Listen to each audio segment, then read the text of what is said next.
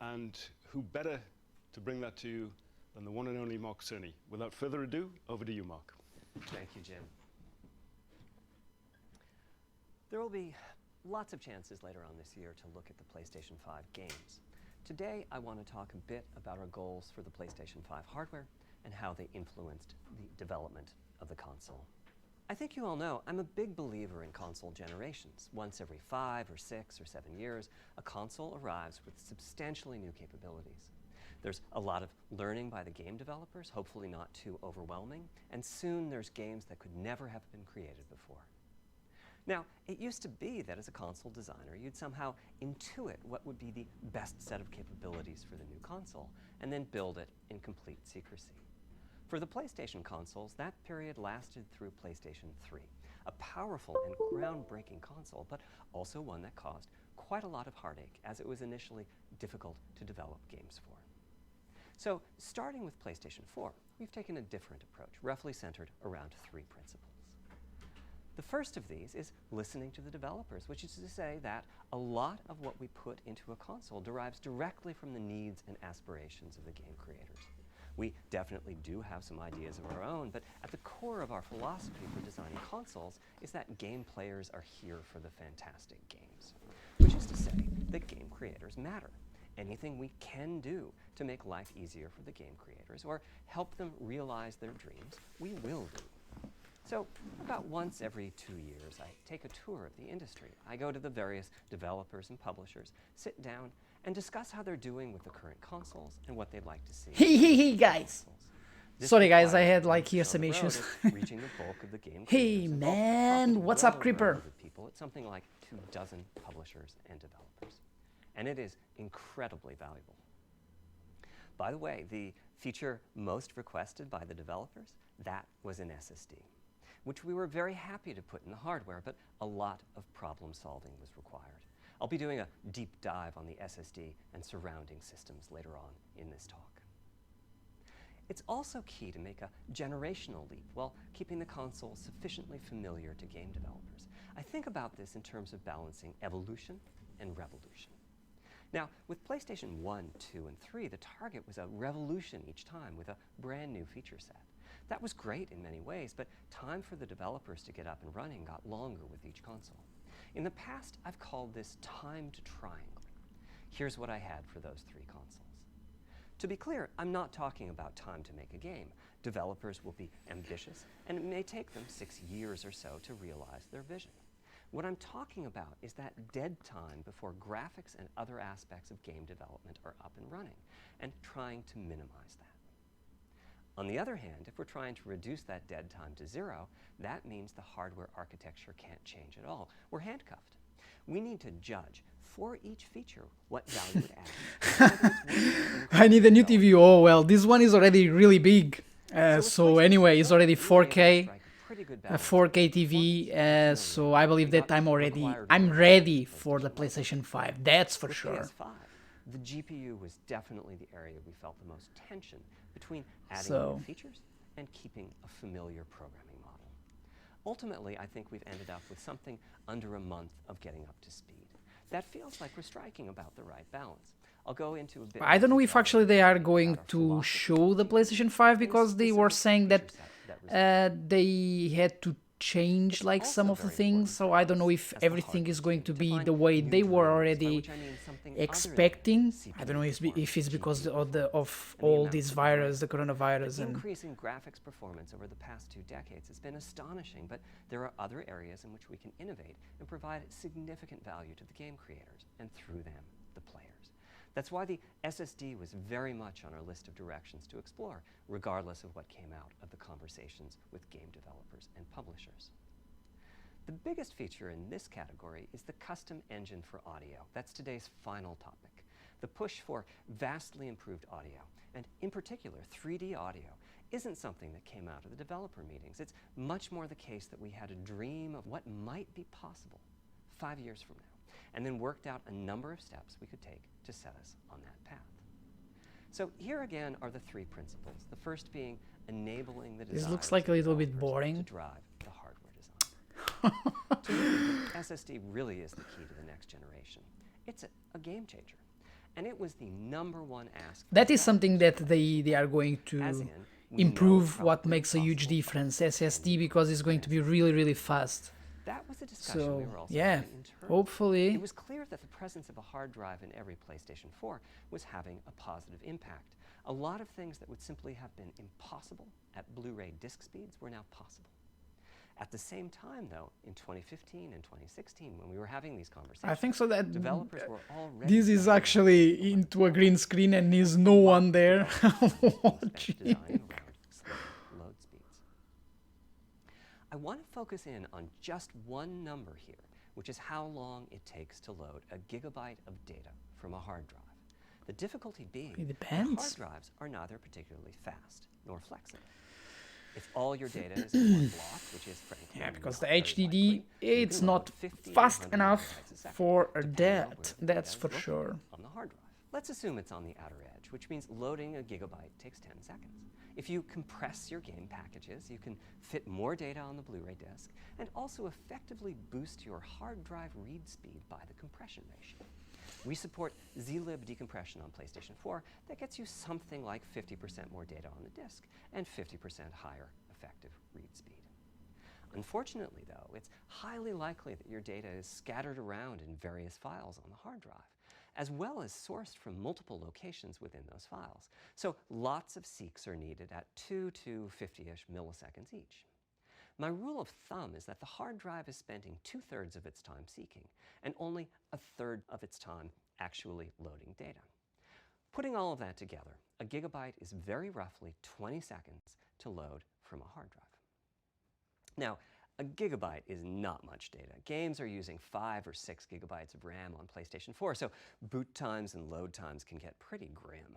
Or to put that differently, as a player, you wait for the game to boot. Hey, T-Slad is in the house. Hello, my friend. Well, basically, they are going to reveal the PlayStation 5. I don't know if that is actually going to happen or not, because they were saying on the beginning that it happened few changes, and probably is because of all the virus that is happening all around the world, that probably they somehow will not talk much about it, because somehow I'm fine, thank you.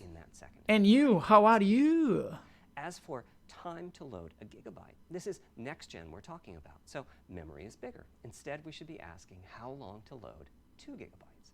And the answer is about 1/4 of a second. I mean, that's amazing. We're talking 2 orders of magnitude, meaning very roughly 100 times faster.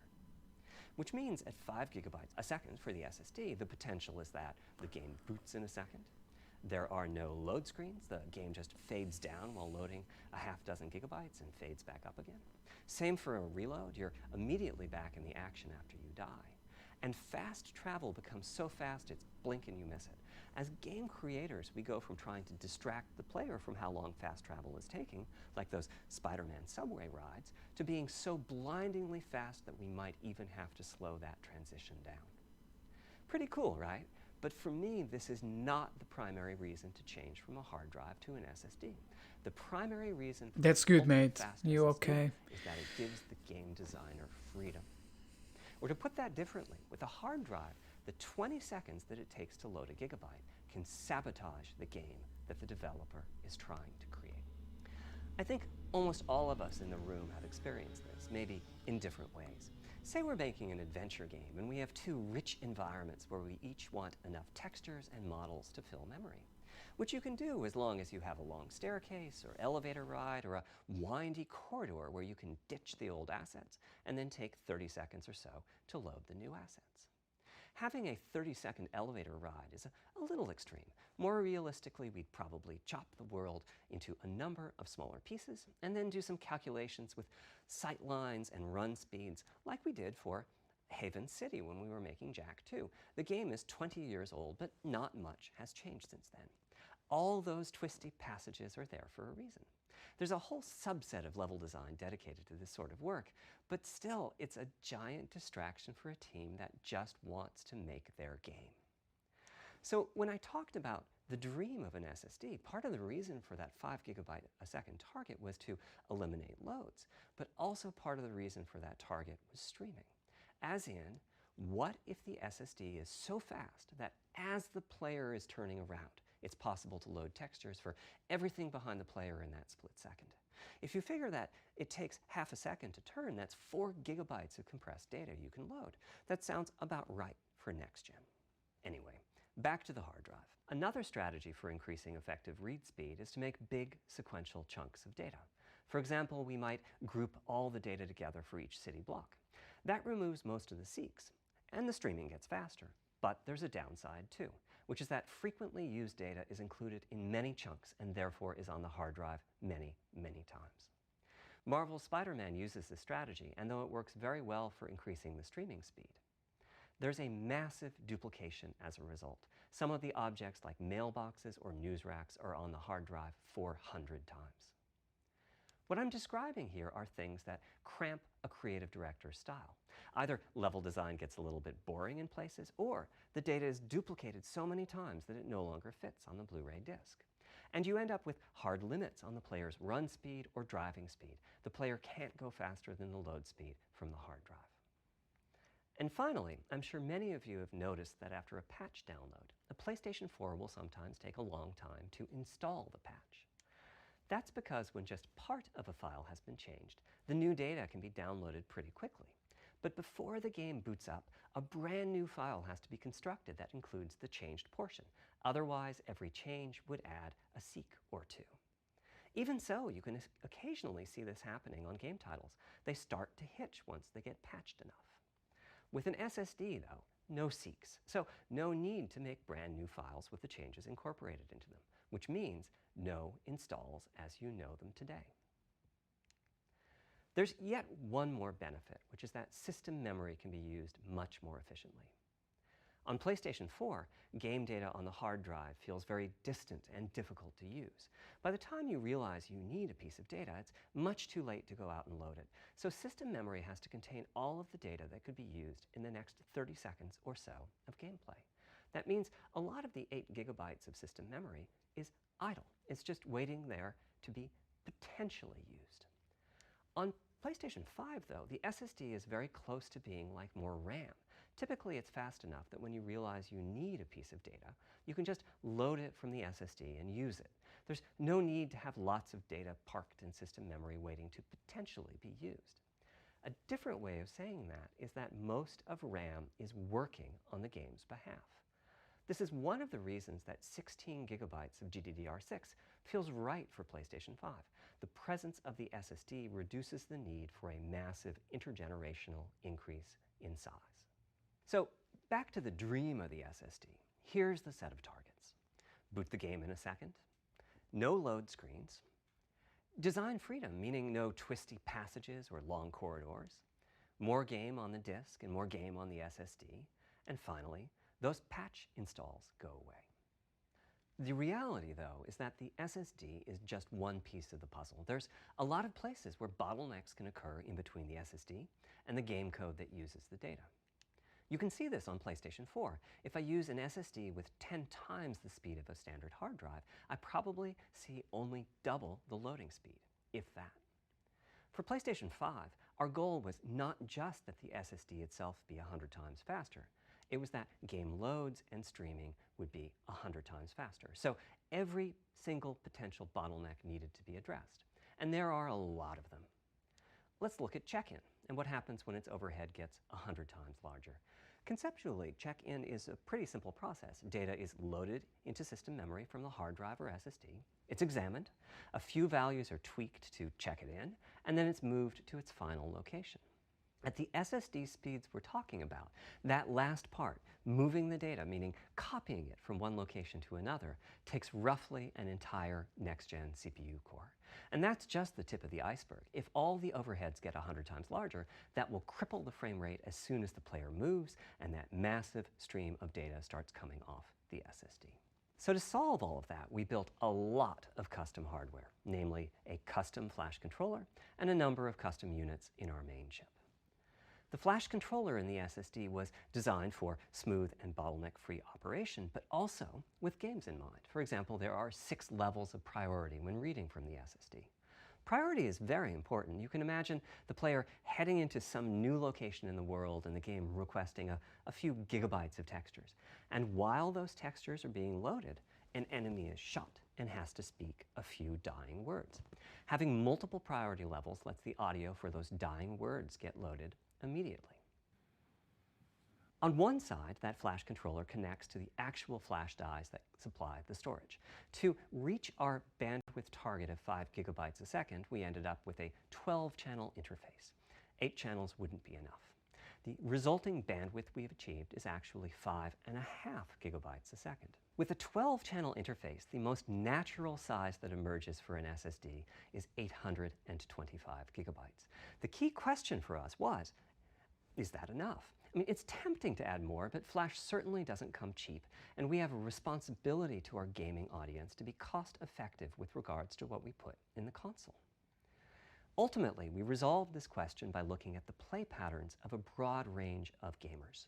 We examined the specific games that they were playing over the course of a weekend or a week or a month, and whether that set of games would fit properly on the SSD.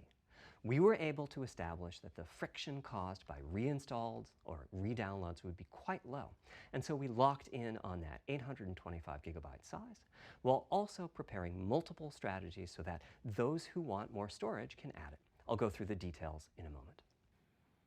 Back to the flash controller. On the other side, it connects to our main custom chip via 4 lanes of Gen 4 PCIe.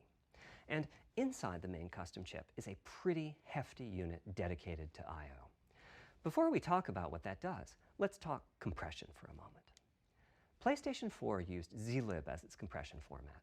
We decided to use it again on PlayStation 5, but on my 2017 tour of developers, I learned about a new format called Kraken from Rad Game Tools.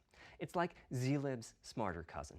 Similar types of algorithms, but about 10% better compression, which is pretty big. That means 10% more game on the UHD Blu-ray disc or on the SSD. Kraken had only been out for a year, but it was already becoming a de facto industry standard. Half of the teams I talked to were either using it or getting ready to evaluate it. So we hustled and built a custom decompressor into the I/O unit, one capable of handling over 5 gigabytes of Kraken format input data a second. After decompression, that typically becomes 8 or 9 gigabytes, but the unit itself is capable of outputting as much as 22 gigabytes a second if the data happen to compress particularly well. By the way, in terms of performance, that custom decompressor equates to 9 of our Zen 2 cores. That's what it would take to decompress the Kraken stream with a conventional CPU. There's a lot more in the custom I/O unit, including a dedicated DMA controller. The game can direct exactly where it wants to send the data coming off of the SSD. This equates to another Zen 2 core or 2 in terms of its copy performance. Its primary purpose is to remove check-in as a bottleneck. There's 2 dedicated I/O coprocessors and a large RAM pool. These aren't Zen 2 cores. They're there principally to direct the variety of custom hardware around them. One of the coprocessors is dedicated to SSD I/O. This lets us bypass traditional file I/O and its bottlenecks when reading from the SSD. The other is responsible for memory mapping, which I know doesn't sound like anything related to the SSD, but a lot of developers map and remap memory as part of file I/O, and this too can become a bottleneck. There are coherency engines to assist the coprocessors. Coherency comes up a lot in places. Probably the biggest coherency issue is stale data in the GPU caches. Flushing all of the GPU caches whenever the SSD is read is an unattractive option. It could really hurt the GPU performance. So we've implemented a gentler way of doing things, where the coherency engines inform the GPU of the overwritten address ranges, and custom scrubbers in several dozen GPU caches do pinpoint evictions of just those address ranges. The best thing is, as a game developer, when you read from the SSD, you don't need to know any of this. You don't even need to know that your data is compressed. You just indicate what data you'd like to read from your original uncompressed file and where you'd like to put it, and the whole process of loading it happens invisibly to you and at very high speed. Back to the dream. Thanks to all of that surrounding hardware, our 5.5 gigabytes a second really should translate into something like 100 times faster I/O than PS4 and allow the dream of no load screens and super fast streaming to become a reality. Having said that, expandability of our SSD is going to be quite important. Flash is costly, and you may very well want to add storage to whatever we put in the console. Now, the kind of storage you need depends on how you're going to use it. If you have an extensive PlayStation 4 library and you'd like to take advantage of backwards compatibility to play those games on PlayStation 5, then a large external hard drive is ideal. You can leave your games on the hard drive and play them directly from there, thus saving the pricier SSD storage for your PlayStation 5 titles, or you can copy your active PlayStation 4 titles to the SSD. If your purpose in adding more storage is to play PlayStation 5 titles, though, ideally you would add to your SSD storage. We will be supporting certain M2 SSDs. These are internal drives that you can get on the open market and install in a bay in the PlayStation 5. As for which ones we support and when, I'll get to that in a moment. They connect through the custom I/O unit just like our SSD does, so they can take full advantage of the decompression, I/O coprocessors, and all the other features I was talking about. Here's the catch, though. That commercial drive has to be at least as fast as ours. Games that rely on the speed of our SSD need to work flawlessly with any M2 drive. When I gave the Wired interview last year, I said that the PlayStation 5 SSD was faster than anything available on PC. At the time, commercial M2 drives used PCIe 3.0, and 4 lanes of that cap out at 3.5 gigabytes a second. In other words, no PCIe 3.0 drive can hit the required spec. M2 drives with PCIe 4.0 are now out in the market. We're getting in samples and seeing 4 or 5 gigabytes a second from them. By year's end, I expect there will be drives that saturate 4.0 and support 7 gigabytes a second. Having said that, we are comparing apples and oranges, though, because that commercial M2 drive will have its own architecture, its own flash controller, and so on. For example, the NVMe specification lays out a priority scheme for requests that the M2 drives can use. And that scheme is pretty nice, but it only has 2 true priority levels. Our drive supports 6. We can hook up a drive with only 2 priority levels, definitely, but our custom I/O unit has to arbitrate the extra priorities rather than the M2 drive's flash controller. And so the M2 drive needs a little extra speed to take care of issues arising from the different approach. That commercial drive also needs to physically fit inside of the bay we created in PlayStation 5 for M2 drives. Unlike internal hard drives, there's unfortunately no standard for the height of an M2 drive, and some M2 drives have giant heat sinks. In fact, some of them even have their own fans. Right now, we're getting M2 drive samples and benchmarking them in various ways. When games hit beta as they get ready for the PlayStation 5 launch at year-end, we'll also be doing some compatibility testing to make sure that the architecture of particular M2 drives isn't too foreign for the games to handle. Once we've done that compatibility testing, we should be able to start letting you know which drives will physically fit and which drive samples have benchmarked appropriately high in our testing. It would be great if that happened by launch, but it's likely to be a bit past it, so please hold off on getting that M2 drive until you hear from us. Okay, back to our principles. Balancing evolution and revolution is the second of them. This was definitely a recurring theme with the GPU. We need new GPU features and capabilities. If we only have more performance, it's not really a new generation of console. Of course, many of these capabilities result in more performance. That's part of why a PlayStation 5 teraflop is more powerful than a PlayStation 4 teraflop. But we aren't just looking for the performance. We also need the ability to do something with the GPU that could not have been done before. And we need higher performance per watt. Every time we double the performance of some GPU component, we don't want to find out we've doubled the power consumed and the heat produced. But at the same time, we have to make sure the GPU can run PS4 games, and we have to ensure that the architecture is easy for the developers to adopt. Now, backwards compatibility was handled masterfully by AMD. They treated it as a key need throughout the design process. As our solution to adding new features without blindsiding developers, we made sure that if there were new significant features, it would be optional to use them. The GPU supports ray tracing, but you don't have to use ray tracing to make your game. The GPU supports primitive shaders, but you can release your first game on PlayStation 5 without making any use of them. Before I get into the capabilities of the GPU, I'd like to make clear 2 points that can be quite confusing. First, we have a custom AMD GPU based on their RDNA 2 technology. What does that mean? AMD is continuously improving and revising their tech. For RDNA 2, their goals were, roughly speaking, to reduce power consumption by re-architecting the GPU to put data close to where it's needed, to optimize the GPU for performance, and to add a new, more advanced feature set. But that feature set is malleable, which is to say that we have our own needs for PlayStation, and that can factor into what the AMD roadmap becomes. So collaboration is born. If we bring concepts to AMD that are felt to be widely useful, then they can be adopted into RDNA 2 and used broadly, including in PC GPUs. If the ideas are sufficiently specific to what we're trying to accomplish, like the GPU cache scrubbers I was talking about, then they end up being just for us. If you see a similar discrete GPU available as a PC card at roughly the same time as we release our console, that means our collaboration with AMD succeeded in producing technology useful in both worlds. It doesn't mean that we as Sony simply incorporated the PC part into our console. This continuous improvement in AMD technology means it's dangerous to rely on teraflops as an absolute indicator of performance, and CU count should be avoided as well. In the case of CPUs, we all understand this. The PlayStation 4 and PlayStation 5 each have 8 CPUs, but we never think that meant the capabilities and performance are equal. It's the same for CUs. For one thing, they've been getting much larger over time. Adding new features means adding lots of transistors. In fact, the transistor count for a PlayStation 5 CU is 62% larger than the transistor count for a PlayStation 4 CU.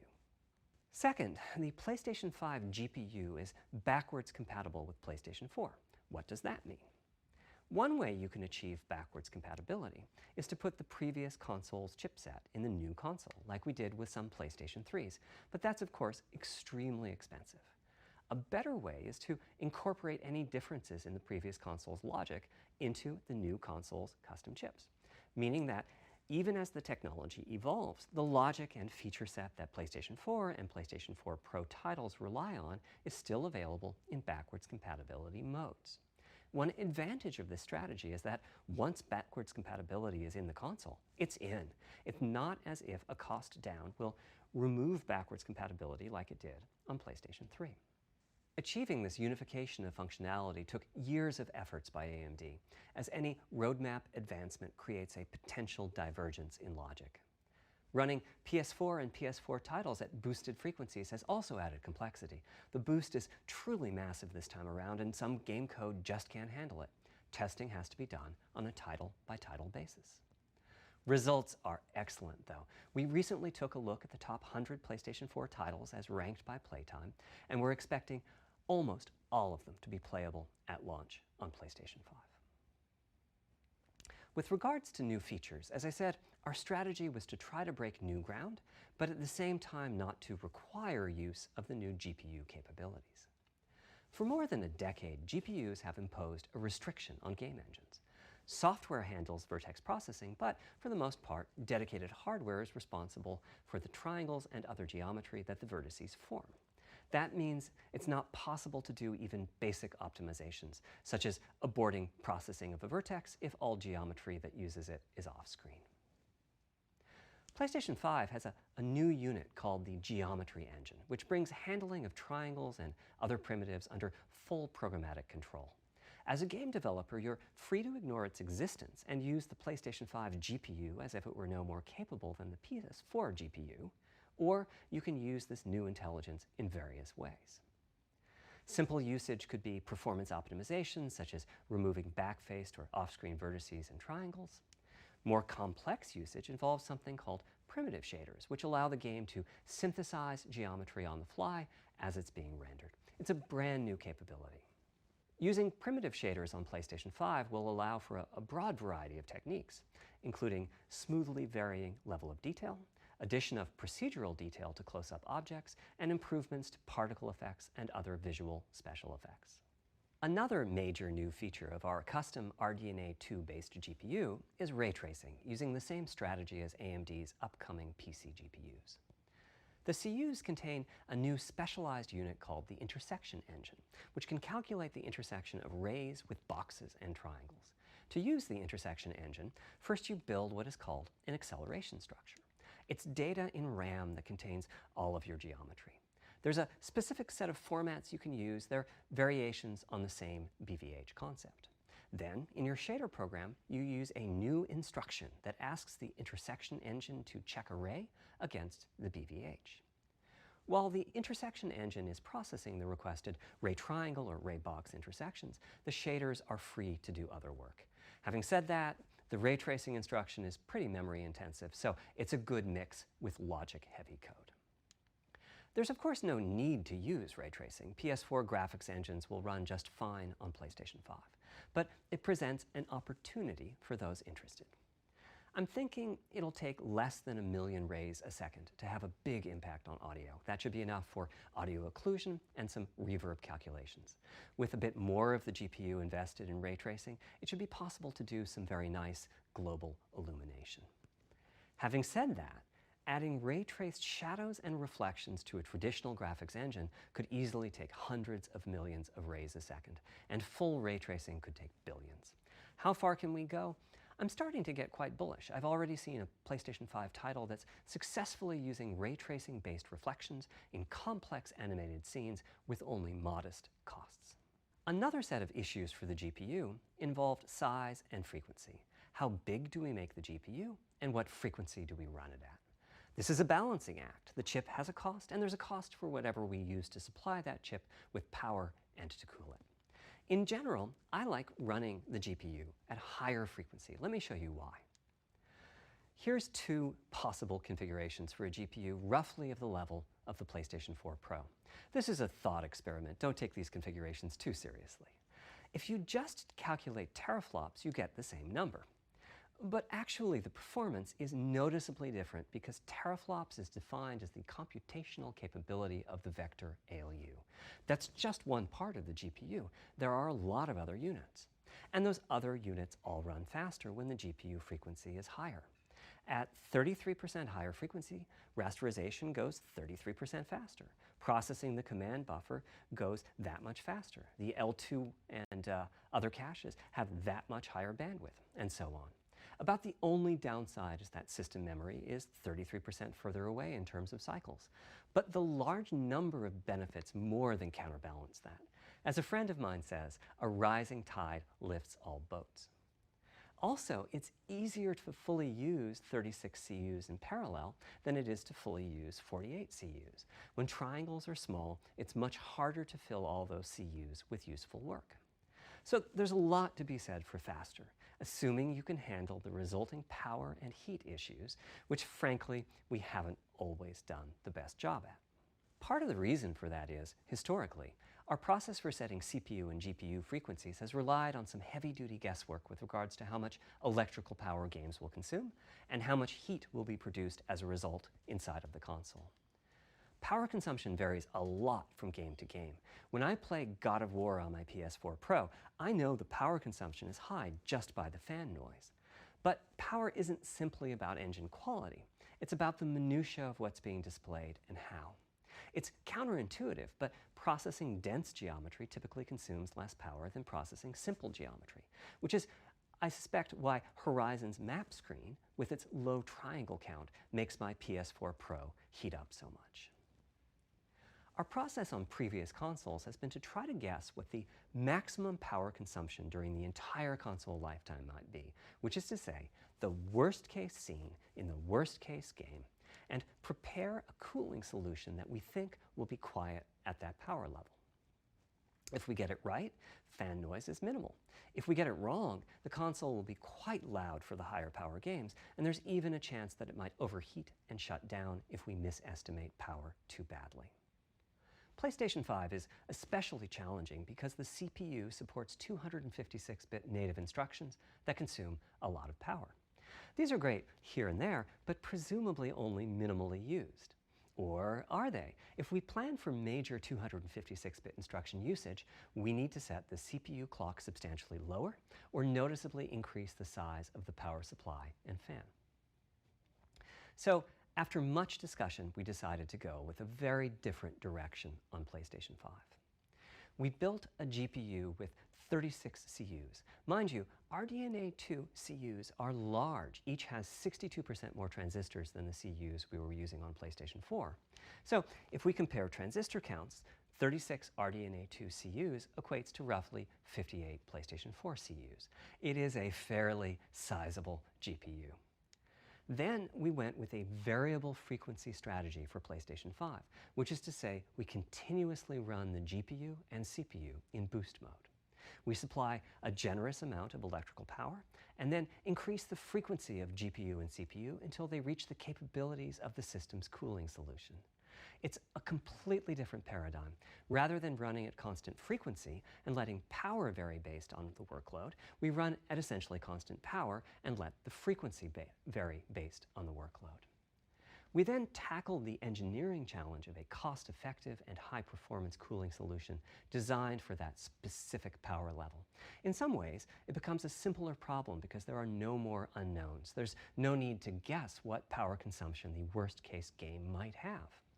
As for the details of the cooling solution, we're saving them for our teardown. I think you'll be quite happy with what the engineering team came up with.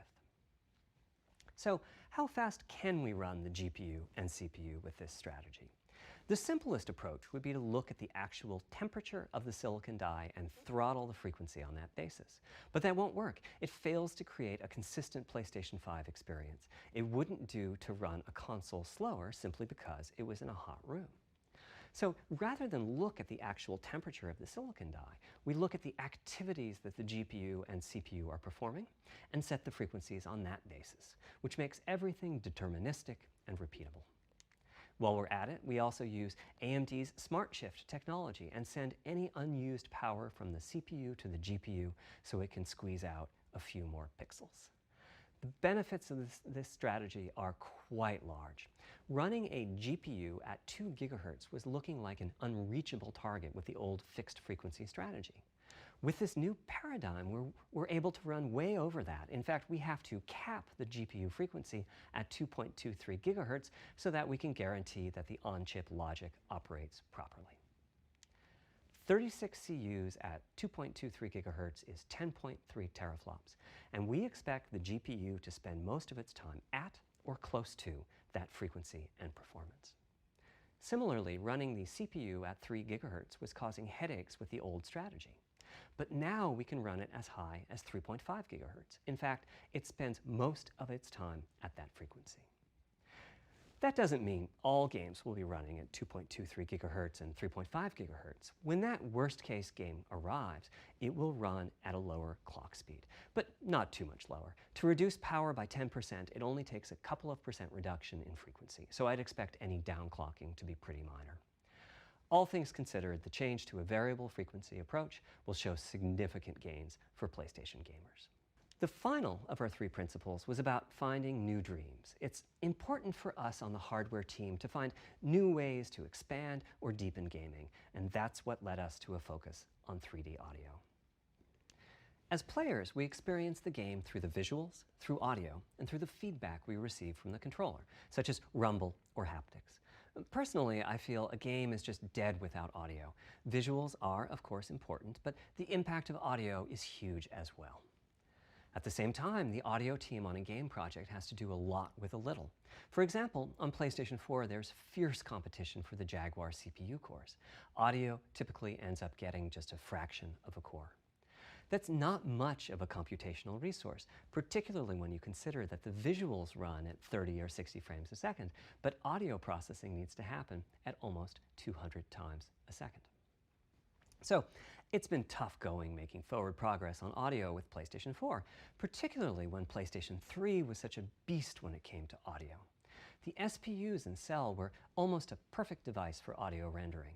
Simple pipelined algorithms could really take advantage of asynchronous DMA and frequently reached 100% utilization of the floating point unit.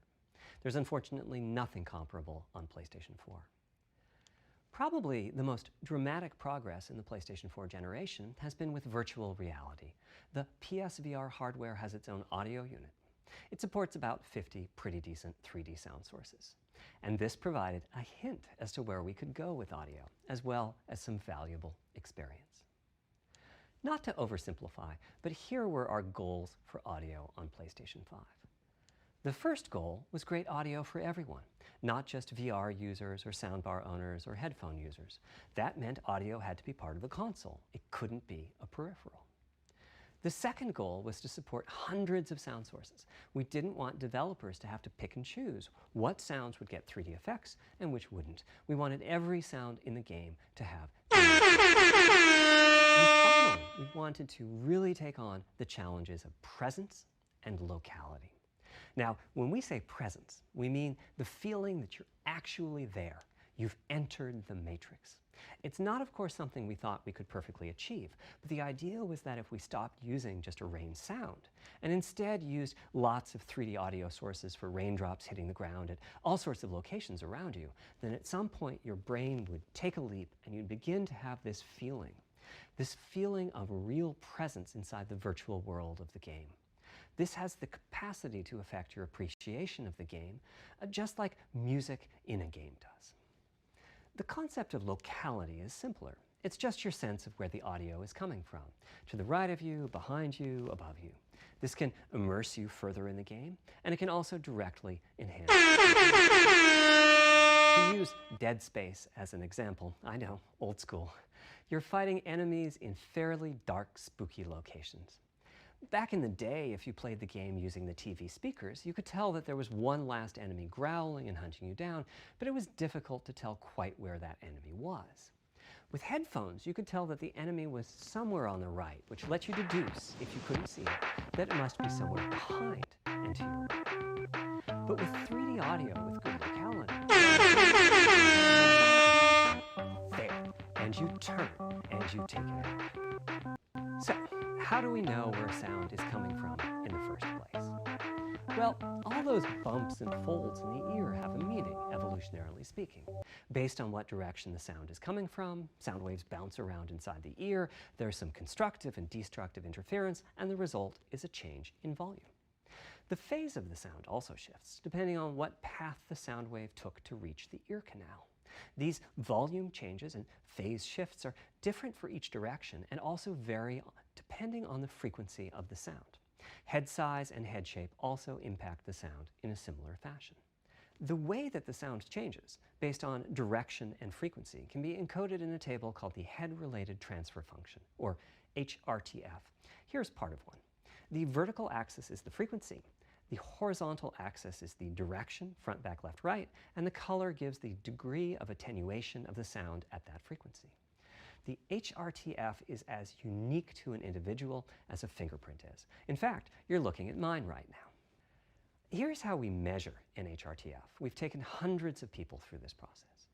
We put a microphone in the subject's left and right ear canals, and then sit the subject down in the middle of an array of 22 speakers.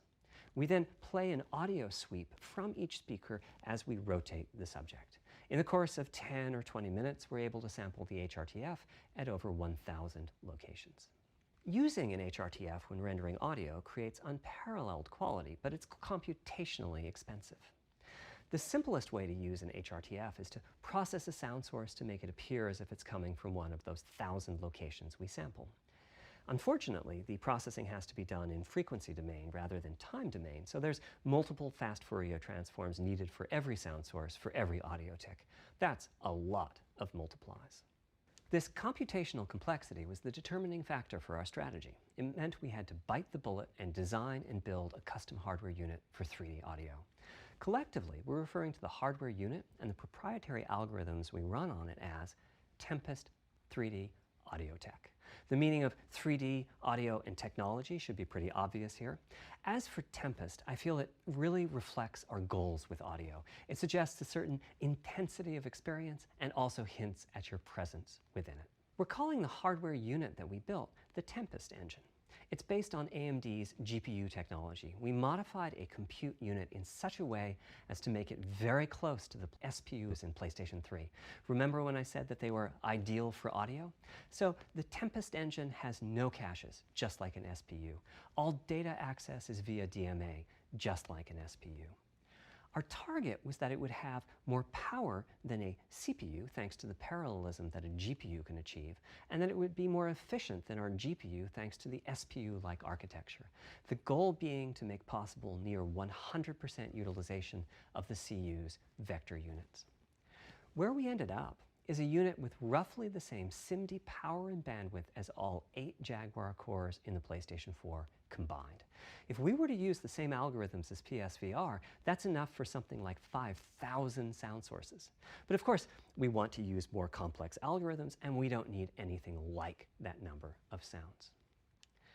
It would have been wonderful if a simpler strategy, such as using Dolby Atmos peripherals, could have achieved our goals, but we wanted 3D audio for all, not just those with licensed soundbars or the like. Also, we wanted many hundreds of sound sources, not just the 32 that Atmos supports. And finally, we wanted to be able to throw an overwhelming amount of processing power at the problem, and it wasn't clear what any peripheral might have inside of it. In fact, with the Tempest engine, we've even got enough power that we can allocate some to the games, to the extent that games want to make use of convolution reverb and other algorithms that are either computationally expensive or need high bandwidth. But the primary purpose of the Tempest engine remains 3D audio. Now, 3D audio is a major academic research topic. It's safe to say that no one in the world has all of the answers. And the set of algorithms that has to be invented, tuned, or implemented to realize our vision for 3D audio is immense. For example, use of HRTFs in games is quite complex. Before, I talked about making a sound source appear as if it's coming from one of those 1,000 HRTF sample locations. But for high-quality 3D game audio, we have to handle other possibilities. The sound source might not be at one of the 1,000 HRTF sample locations, so we have to blend the HRTF data from the closest locations that we have sampled. The sound source might be moving, which needs very special handling as that blend keeps changing, and that can cause phase artifacts in the resulting audio. Or the sound source might have a size to it, meaning it should feel as if it's coming from an area rather than a single point. There's also whole categories of approaches to be handled. 3D audio can be implemented using individual processing of 3D sound sources. But alternatively, ambisonics can be used for 3D audio. Ambisonics being somewhat like the spherical harmonics used in computer graphics. And finally, there's audio devices. The player might be using headphones or TV speakers or have a higher-end surround sound setup with 6 or more speakers, all of which need different approaches. That's a lot of variations. It's nice to have the computational resources of the Tempest engine, but it's clear that achieving our ultimate goals with 3D audio is going to be a multi-year, step-by-step process. Having said that, headphone audio implementation is largely complete at this time. It was a natural place for us to start. With headphones, we control exactly what each ear hears, and therefore the algorithmic development and implementation are more straightforward. For TV speakers and stereo speakers, we're in the process of implementing virtual surround sound. The idea being that if you're sitting in a sweet spot in front of the TV, then the sound can be made to feel as if it's coming from any direction, even behind you.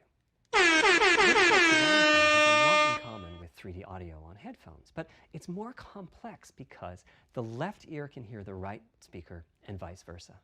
We have a basic implementation of virtual surround sound up and running. We're now looking at increasing the size of that sweet spot, which is to say, making the area you need to be in to feel the 3D effect larger, and we're also working to boost the sense of locality. Headphone audio is the current gold standard for 3D audio on PlayStation 5, but we're going to see what we can do to bring virtual surround sound to a similar level, after which we'll start in on setups with more speakers, such as 6-channel surround sound. It's now to the point where some of the PlayStation 5 games in development are extensively using these systems. One of the game demos allows you to toggle between conventional PlayStation 4 style stereo audio and our new 3D audio. I listened with just an ordinary pair of over-the-ear headphones, and wow, I could feel a difference. 3D audio has that dimensional feel to it. Conventional stereo audio feels smashed flat by comparison. the improvement is obvious. So, a big advancement, but have I entered the matrix? Does my brain believe I'm really there, like I was talking about earlier when I explained our target of presence? Well, the answer is no, but you've probably caught on to what's missing here, namely whose HRTF was being used. It wasn't mine, it was the default HRTF. The audio team analyzed the hundreds that they measured and chose the one they felt was the closest fit to the total game playing audience. This shows a piece of the default HRTF on the left and my HRTF on the right. You can see that the general features are much the same, but the details are quite different. With the default HRTF, as I said, the 3D audio sounds pretty great. When I use my HRTF, though, the audio reaches a higher level of realism, which is to say that when using headphones and my HRTF, I occasionally get fooled and even think a sound is coming from the real world when it's actually coming from the game. A corollary to this is that there are a few people whose HRTFs are sufficiently far from the default HRTF, that's the red dot here, that they can toggle between PS4 style and PS5 style audio and not sense much difference. I've had a few people describe the PlayStation 5's 3D audio as sounding like a bit better stereo audio. Presumably they're the ones at the very edges of this diagram. Which means what HRTF you're using is key. I'd like everyone to be able to experience what I'm experiencing, but obviously it's not possible to measure the HRTF of every PlayStation user. That means HRTF selection and synthesis are going to be big topics going forward as the Tempest technology matures. At PlayStation 5 launch, we'll be offering a choice of 5 HRTFs. There's a simple test where you pick the one that gives you the best locality. That's just the first step, though. This is an open-ended research topic. Maybe you'll be sending us a photo of your ear and we'll choose a neural network to pick the closest HRTF in our library. Maybe you'll be sending us a video of your ears and your head and we'll make a 3D model of them and synthesize the HRTF. Maybe you'll play an audio game to tune your HRTF. We'll be subtly changing it as you play and home in on the HRTF that gives you the highest score, meaning that it matches you the best. This is a journey we'll all be taking together over the next few years. Ultimately, we're committing to enabling everyone to experience that next level of realism. Hopefully, I've been able to illustrate a bit about our design and decision-making process today and why PlayStation 5 has the feature set that it does. Now comes the fun part. We get to see how the development community takes advantage of that feature set. I'm hoping for the completely unexpected. Will it come from audio, ray tracing, the capabilities of the SSD, or something else? I guess we'll find out soon enough. Thank you for your time today.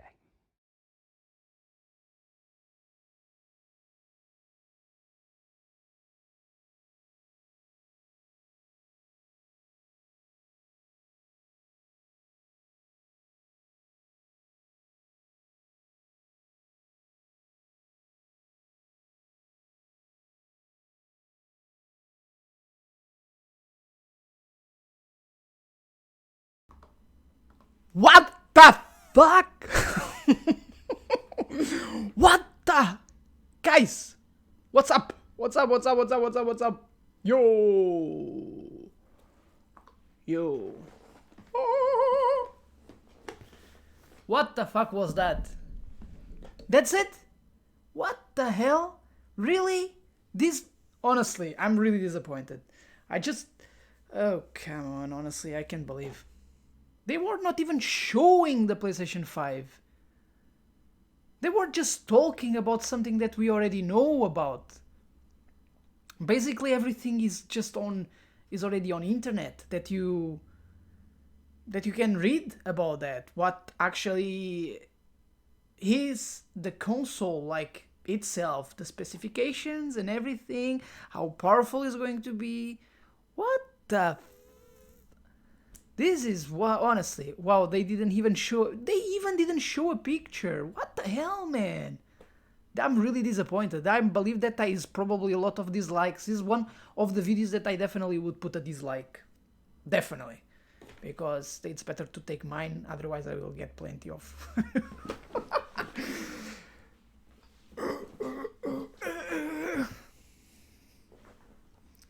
That is ridiculous.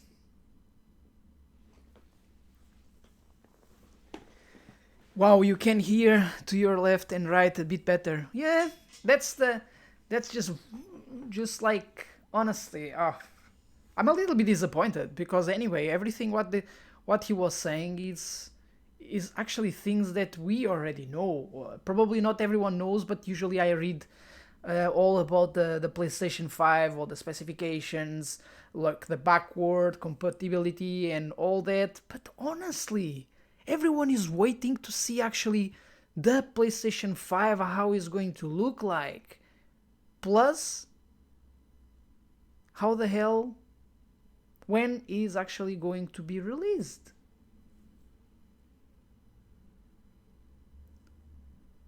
Honestly, this is just ridiculous. Honestly, I thought that was something really interesting. I just finished a bit earlier today because anyway I didn't had lunch.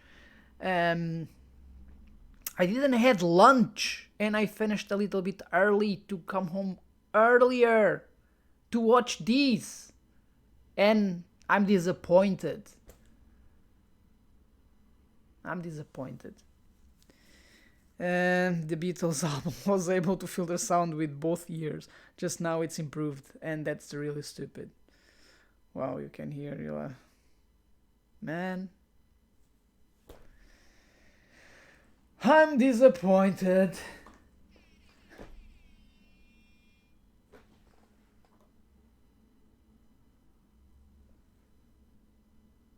What the hell? Where is the cat? Oh, the cat is gone. The cat needs to... Well, that's a big letdown. Yeah, it is. It is. Honestly, I just finished a bit earlier because I didn't have my lunch. Because of that. Crap. Bull crap. Anyway, guys, this was just to... Basically, just to follow what was the live of on the PlayStation. Not much more than that. I'm disappointed. Yeah, I'm really disappointed. No release date, no price. So we basically don't know when it's going to be released. We don't know the price. We don't know how it looks like. If it looks like a brick, if it looks like, I don't know, like a donut. We have no idea how it looks like. Probably it's going to look like a donut.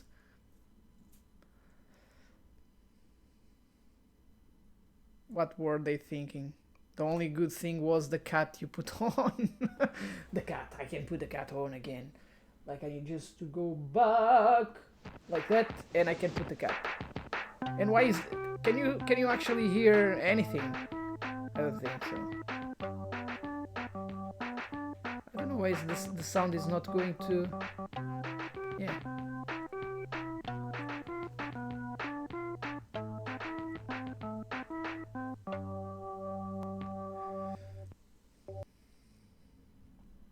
Man. Honestly. Cool stream. Well, it was crap. It was a crap stream, to be honest. It was a crap stream. It was just basically to... just to share. I wanted to be talking in the same time, but I was like, no, I will just leave that guy talk because would be something important and wouldn't be nice for me to be talking in the middle, especially that kind of things. You know, it's actually good to listen and to leave everyone to listen as well. I can hear you. You and the cat. Okay, cool. Okay. Anyway, guys. Thank you so much for being here. This was just a disappointing stream for what I could see. I'm disappointed. Was no point for me to actually finish early for that. It's not worth it. Merde. Crap is what it is.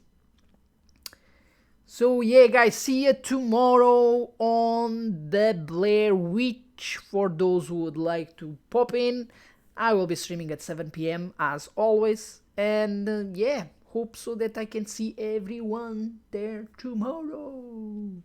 So yeah, guys, see ya tomorrow. Bye.